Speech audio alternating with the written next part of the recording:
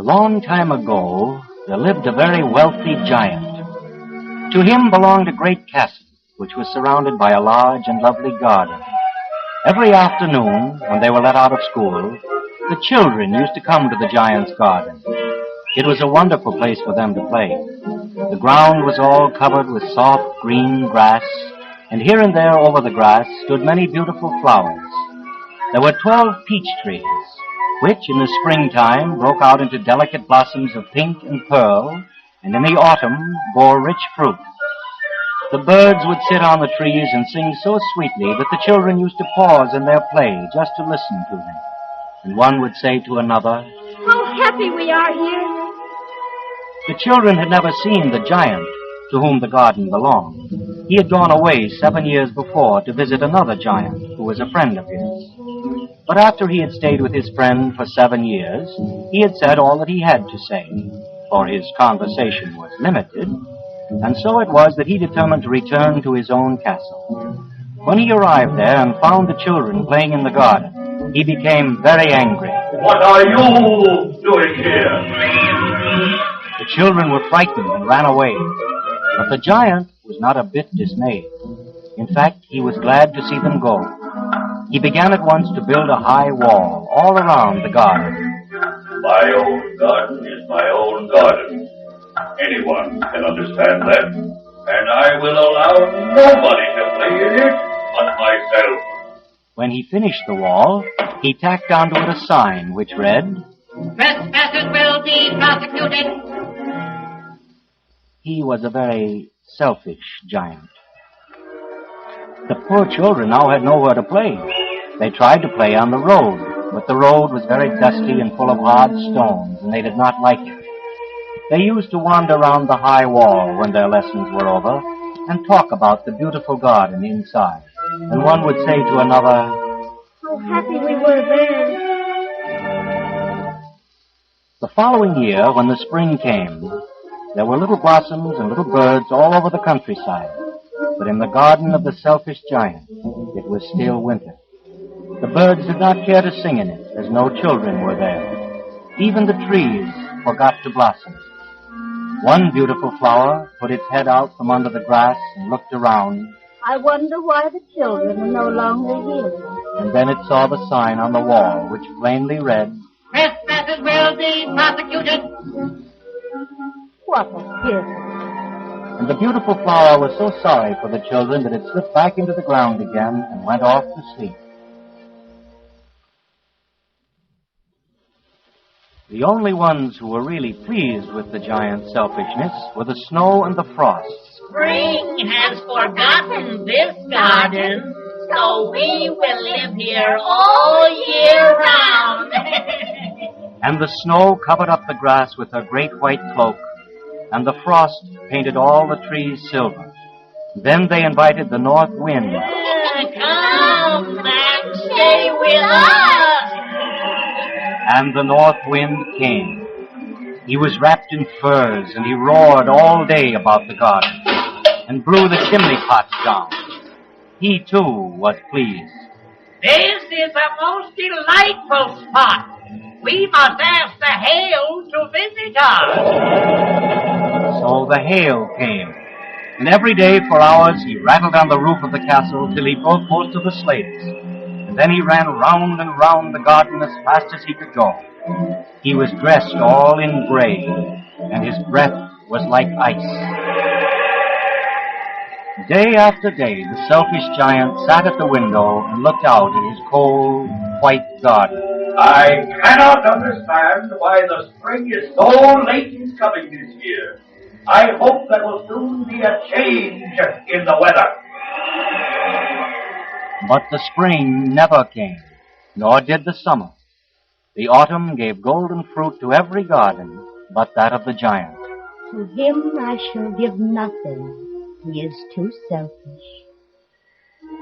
So it was always winter there, and the north wind, and the hail, and the frost, and the snow danced about through the trees.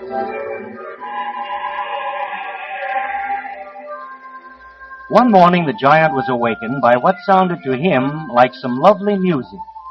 It was really only a little bird singing outside his window. But it was so long since he had heard a bird singing in his garden that it seemed to him to be the most beautiful music in the world. The hail had stopped dancing over his head, and the north wind had ceased roaring. I do believe the spring has come at last. And the giant jumped out of bed, hastened over to the window, and looked out. What did he see? He saw a most wonderful sight. Through a little hole in the wall, the children had crept in, and they were sitting in the branches of the trees. In every tree that he could see, there was a little child, and the trees were so glad to have the children back again that they had covered themselves with blossoms and were waving their arms gently above the children's heads. The birds were flying about, and when the giant opened his window, he could hear them twittering with delight. The flowers were looking up through the green grass and laughing.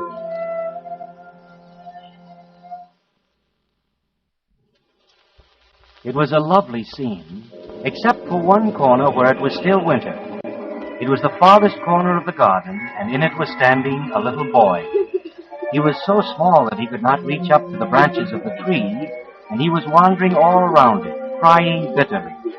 The poor tree was still quite covered with frost and snow, and the north wind was blowing and roaring above it. The tree bent its branches down as low as it could to help the child reach them. Climb up, little boy. But he was too tiny.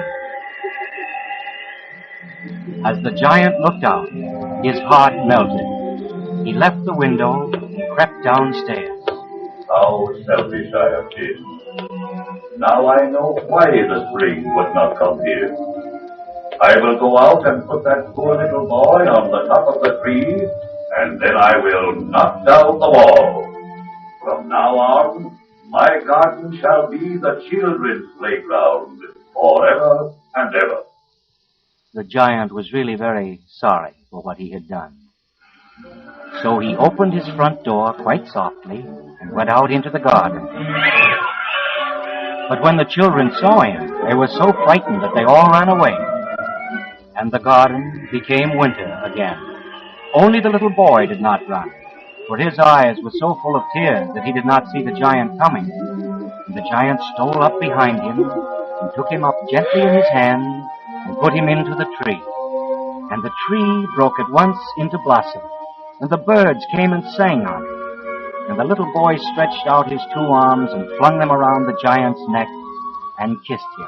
Thank you so much. The other children, when they saw that the giant was not wicked any longer, came running back, and with them came the spring. Then the giant took a great axe and knocked down the wall. It is your garden now, little children. Later that morning, when people passed by on their way to church, they were surprised to find the giant playing with the children in the most beautiful garden they had ever seen. All day long they played, and in the evening they came to the giant to bid him goodbye. Goodbye. Goodbye. I had a wonderful time. But where is your little companion, the boy I put into the tree? I don't know. He has gone away. Then you must tell him to be sure and come here with you tomorrow. But I don't know where he lives. I have never seen him before. Nor have I. Nor I. When the giant heard this, he felt very sad. He loved the little boy best because he had kissed him. The others came and played with him every afternoon when school was over. But the little boy whom he loved was never seen again. The giant was very kind to all the children, yet he longed for his first little friend and often spoke of him. How I would like to see him.